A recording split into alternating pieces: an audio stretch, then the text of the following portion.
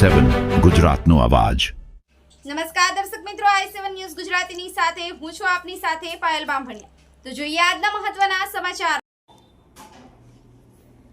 રાજ્ય પરીક્ષા બોર્ડ ગુજરાત રાજ્ય સરકાર દ્વારા લેવાયેલી ટેટ 1ની પરીક્ષાના પરિણામમાં સબળતા જોવા મળ્યા।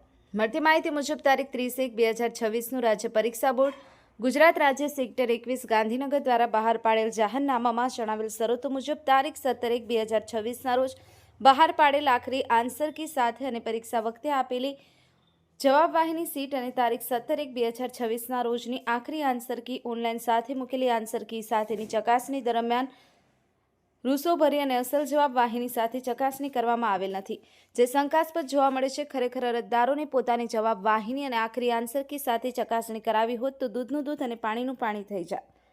ઘણા ખરા વિદ્યાર્થીઓની પરીક્ષા વખતે કોપી OMR કોપીમાં જવાબવાહીની સીટમાં કરેલી ટીકની નકલ કરેલ હતી, જેના માર્ક અને શિક્ષણ વિભાગ દ્વારા મૂકેલી આન્સર કી સાથે ચકાસણી કરતા પાસ માર્કથી પણ વધુ માર્ક છે, જ્યારે શિક્ષણ વિભાગની અંતિમ જોહાર કરી રિઝલ્ટમાં ઓછા માર્ક જોવા મળે છે, જે સાબિત કરે છે કે ટેટ 1ની પરીક્ષા બોર્ડમાં રિઝલ્ટના સબળતા જોવા મળે છે। Bureau chief Kalubhai Damor, i7 news Gujarati, Dahod. Madam, આપણે ટેટ 1ની જે પરીક્ષા આપી એમાં તમને શિક્ષણ વિભાગ દ્વારા કયા સબળતા જોવા મળ્યા હતા?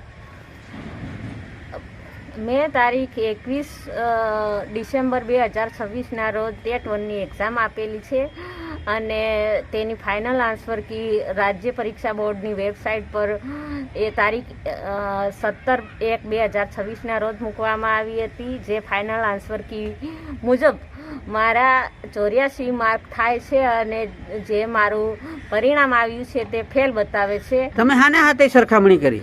મેં રાજ્ય પરીક્ષા બોર્ડની ફાઇનલ આન્સર કી જાહેર અને મેં જે મારી OMR સીટ ઓરિજિનલ OMR સીટના માર્ક્સ પ્રમાણે ગણતરી કરી તો મારા 84 માર્ક થાય છે, જ્યારે મેં 3/2/2026ના રોજ પુનઃ ચકાસણી માટે અમે રાજ્ય પરીક્ષા બોર્ડની રૂબરૂ મુલાકાત લેતા ત્યાં ગયા તો અમને ઓરિજિનલ આન્સર કી બતાવવામાં આવી નથી અને અમને કોઈ પ્રશ્નપત્ર લઈ જવા દેતા કે કોઈ પણ પ્રકારનું સાહિત્ય કે કશું પુરાવા લઈ જવા દેતા નથી અને જે એ લોકોએ ફેલનું રિઝલ્ટ જાહેર કરેલું એની આન્સર કી આપી અમને કે જે આન્સર કીમાં નથી અમારી સહી કે કોઈ પ્રૂફ વગરની હતી, કોરીકટ આન્સર કી હતી જે ફેલ પરિણામની હતી।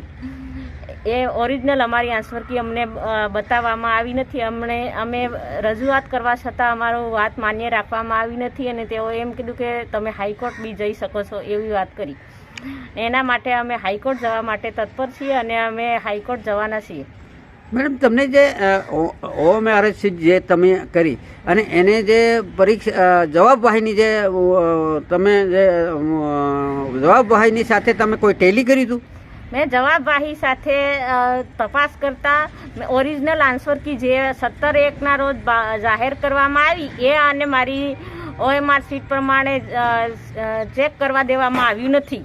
તમે OMR સીટ જે કે તમે જાહેર કરી પણ એમાં તમે જે પ્રશ્નમાં જવાબ લખ્યા એ જવાબવાહીની સાથે તમે કોઈ એનો અમને ચેક કરવા દેતા નથી। એવું નથી કહેતો બેન, તમે એની જવાબવાહીની જે તમારી રજૂ કરી તો એની સાથે તમે તે પરીક્ષા વખતે તમારી OMR સીટની અંદર ટીક કરતા જ હતા કે તમને શું ખાતરી? હા, અમે પરીક્ષા આપી ત્યારે OMR સીટમાં અને પ્રશ્નપત્રની અંદર અમારા જે પ્રશ્નો છે એ ટીક કરતા ગયા હતા અને એ પ્રશ્નો મુજબ મારા 84 માર્ક થાય છે અને જ્યારે રિઝલ્ટ આવ્યું એમાં ફેલ બતાવે। તમે કઈ કેટેગરીના છો?